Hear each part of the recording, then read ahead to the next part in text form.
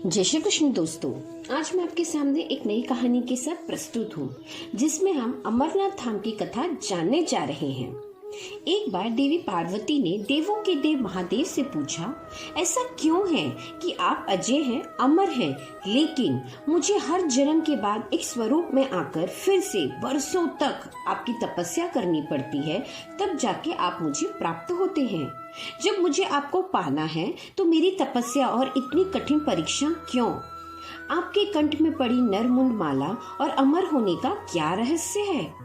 महादेव ने पहले तो देवी पार्वती के उन सवालों का जवाब देना उचित नहीं समझा, लेकिन पत्नी हट के कारण कुछ गूढ़ रहस्य उन्हें बताने पड़े। शिव महापुराण में मृत्यु से लेकर अजय अमर तक के कई प्रसंग हैं, जिनमें से एक साधना से जुड़ी अमरनाथ की कथा भी जुड़ी हुई है, जिसे भक्तजन अमृत कथा के रूप में जानते हैं। हर वर्ष हिम के आल्य में, मतलब के हिमालय में अमरनाथ, कैलाश और मानसरोवर तीर्थ स्थानों में लाखों श्रद्धालु पहुंचते हैं, सैकड़ों किलोमीटर की पैदल यात्रा करते हैं। क्यों? यह विश्वास यूं ही नहीं उपजा है। शिव के प्रिय अधिक मास अथवा आषाढ़ पूर्णिमा से श्रावण मास तक की पूर्णिमा के बीच अमरनाथ की यात्रा भक्तों को खुद से जुड़े रहस्यों के कारण और प्रासंगिक लगती है। पौराणिक मान्यताओं के अनुसार अमरनाथ की गुफा ही वह स्थान है जहां भगवान शिव ने पार्वती को अमर होने के गुप्त रहस्य बतलाए थे।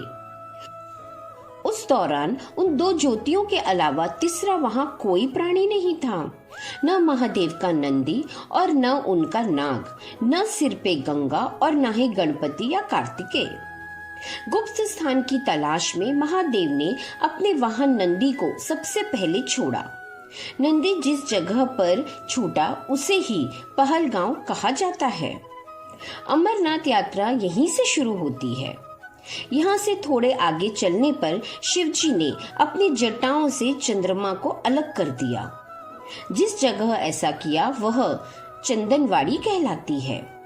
इसके बाद गंगा जी को पंचतरणी में और कंठाभूषण सर्पों को शेषनाग पर छोड़ दिया। इस प्रकार इस पड़ाव का नाम शेषनाग पड़ा। अमरनाथ यात्रा में पहलगांव के बाद अगला पड़ाव है गणेश टॉप। मान्यता है कि इस स्थान पर महादेव ने पुत्र गणेश को छोड़ा। इस जगह को महागुना का पर्वत भी कहा जाता है।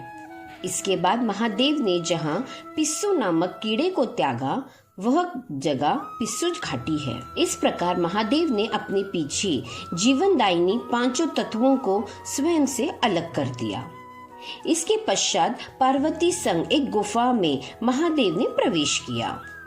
कोई तीसरा प्राणी यानी कोई भी व्यक्ति, पशु या पक्षी गुफा के अंदर घुस न सके, वो कथा सुन न सके, इसलिए उन्होंने चारों ओर अग्नि प्रज्वलित कर दी।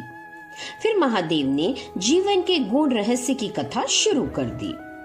कहा जाता है कि कथा सुनते सुनते देवी पार्वती को नींद आ गई।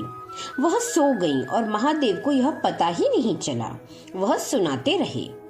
यह कथा इस समय दो सफेद कबूतर सुन रहे थे और बीच बीच में घूं-घूं की आवाज निकाल रहे थे। महादेव को लगा कि पार्वती मुझे सुन रही हैं और बीच बीच में हुंकार भर रही हैं, क्योंकि वो वैसे भी भोले अपने मग्न थे और सुनाने के अलावा ध्यान कबूतरों पर गया ही नहीं। दोनों कबूतर सुनते रहे। जब कथा समाप्त होने पर महादेव का ध्यान पार्वती पर गया तो उन्हें पता चला कि वे तो सो रही हैं, तो कथा सुन कौन रहा था? उनकी दृष्टि तब दो कबूतरों पर पड़ी तो महादेव को क्रोध आ गया। वही कबूतर का जोड़ा उनकी शरण में आ गया और बोला, भगवान, हमने आपसे अमर कथा सुनी है। यदि आप हमें मार देंगे तो यह कथा झूठी हो जाएगी। हमें पद प्रदान करें। इस पर महादेव ने उन्हें वर दिया कि तुम सदैव इस स्थान पर शिव व पार्वती के प्रतीक चिन्ह में निवास करोगे। अंततः कबूतर का यह जोड़ा अमर हो गया और यह गुफा अमरनाथ की साक्षी हो गई। इस तरह इस स्थान का नाम अमरनाथ पड़ा। मान्यता है कि आज भी इन दो कबूतरों के दर्शन भक्तों को होते हैं। अमरनाथ गुफा में यह भी प्रकृति का ही चमत्कार है कि शिव की पूजा वाले विशेष दिनों में आपको वहां पे शिवलिंग अपना आकार लेते हुए दिखाई देगा। यहाँ मौजूद शिवलिंग किसी आश्चर्य से कम नहीं है। पवित्र गुफा में एक और माँ पार्वती और श्री गणेश के भी अलग से बर्फ से निर्मित प्रतिरूपों के भी दर्शन किए जा सकते हैं। ऐसे ही कथा और जानकारी के लिए चैनल को लाइक, शेयर और सब्सक्राइब जरूर करें। मिलते हैं अगले वीडियो में, तब तक के लिए राधे राधे।